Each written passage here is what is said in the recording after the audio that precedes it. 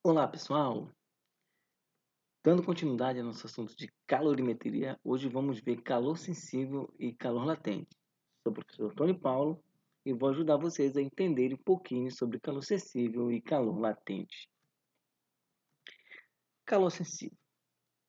Calor sensível é a quantidade de calor, ou seja, energia térmica recebida ou cedida por um corpo para exclusivamente, e aí você precisa grifar essa palavra aqui, olha, exclusivamente variar a temperatura de um corpo.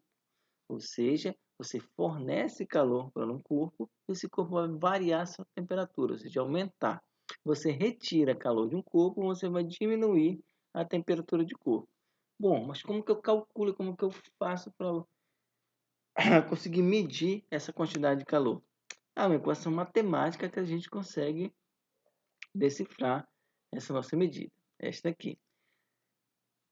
Há um macete na comunidade assim, de vestibulares, né? Que diz que essa equação aqui é do Q macete, tá? Q macete. Quantidade de calor sensível, massa, calor específico, temperatura, tá?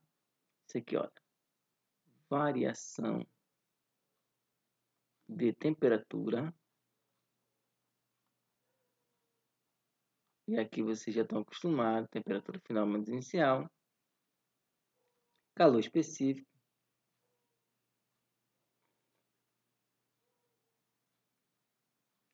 Tá? Se quiser colocar aqui unidade de medida, vamos colocar aqui graus Celsius.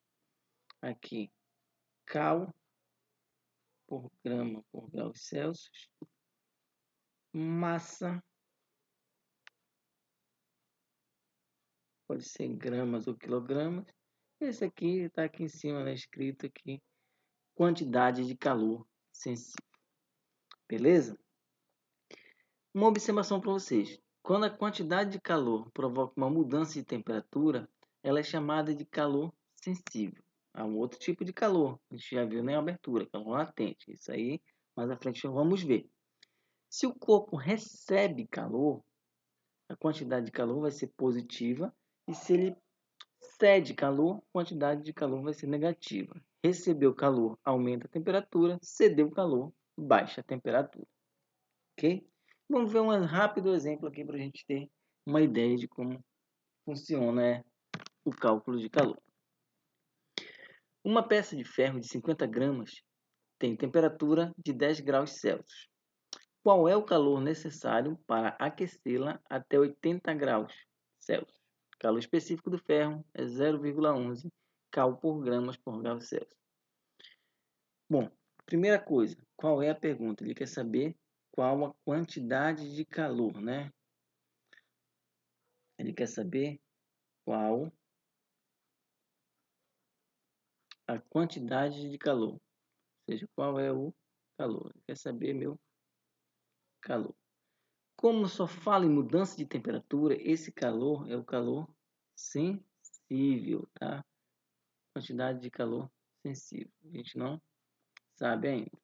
Bom, vamos tirar os dados. Já sabemos a pergunta, vamos tirar os dados. Uma peça de ferro de 50 gramas, aí você vem, quando fala em gramas, lembra a unidade de medida, ainda agora a gente viu, é a massa, 50 gramas. Tem temperatura de 10 graus Celsius. Falando em graus, né? Temperatura inicial, 10 graus Celsius. Qual é o calor necessário? Já está aqui. Para aquecê-la até 80 graus Celsius. Então, temperatura final, 80 graus Celsius. Tá? Sabendo que o calor específico é 0,11. Aqui na faço editor, né? Ainda colocou logo o Czinho de 0,11 cal por grama graus Celsius. Galera, sempre uma dica que eu dou para vocês, quando for fazer a conta, sempre dá uma olhada nas unidades de medida, beleza? Sabemos que calor sensível, falando do que macete, né? Massa vezes calor específico vezes variação de temperatura. E aí você vem dar uma olhada aqui, olha. A massa está em grama, né? Então, o calor específico tem que estar em grama. Não pode aqui, por exemplo, estar a unidade de medida de quilograma e aqui em grama, tá? Todo tempo tem que estar uma unidade assim, errado, assim, correto. Beleza? Graus Celsius, graus Celsius. Agora é só substituir aqui na nossa equação. Quantidade de calor sensível, a massa, 50 gramas, vezes calor específico, 0,11, vezes variação de temperatura. Temperatura final é 80, menos temperatura inicial, que é de 10, tá? Lembrando isso aqui, né? O ΔT é igual a temperatura final menos temperatura inicial. Não vamos esquecer disso. Então vamos lá. Quantidade de calor sensível, 50 vezes 0,11 vezes 80 menos 10, 70. Quantidade de calor sensível, 50 vezes 0,11 vezes 70, vai dar 385. 385. Unidade de medida de calor, cal, porque as outras unidades aqui estão trabalhando com caloria. Beleza? Se quiser dar um pause no vídeo, rever de novo como é que faz, tenta pausar o vídeo e tente resolver só você mesmo, tá ok? Vamos lá, outro tipo de calor, calor latente. Ao fornecermos o calor, ou aquecermos um bloco de gelo a 0 graus, verificamos que ele funde, ou seja, ele vai derreter, isto é, se transforma em líquido, mas sua temperatura não se modifica, continua a 0 graus. Aqui você pode ver que tem um gelo, fornece calor aqui aumentou a temperatura. No entanto, o gelo vai derreter e não vai aumentar a sua temperatura. Legal? Para esse tipo de calor que a gente fala, fornecido, a gente vai chamar de calor latente. Então, calor latente é a quantidade de energia térmica recebida ou cedida por um corpo para exclusivamente mudar seu estado físico da matéria. Legal? Aqui é uma figurinha aqui tentando representar, né? O gelo derreteu, continua 0 graus. Então, para a gente começar a calcular a quantidade de calor latente, a gente vai ter essa equação. Essa aqui o pessoal fala que é o Kimilambi, né? Mas não sei como seria um mais tranquilo. Legal, aqui vai mudar. Ó. Aqui, esse L é o calor latente, tá? Ele pode ser latente dependendo, bem aqui, vou botar até um parêntese, que ele pode ser de vários modos, tá? Depende da transformação, da mudança de estado.